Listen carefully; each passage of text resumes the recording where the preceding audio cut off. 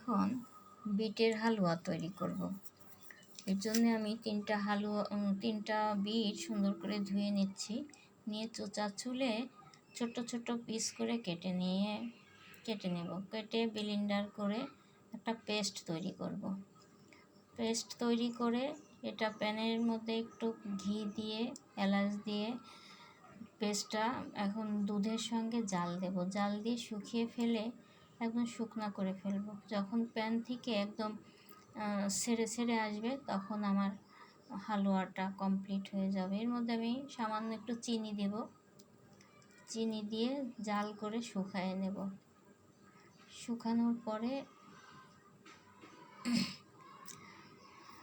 একটু নেড়ে নেড়ে একটু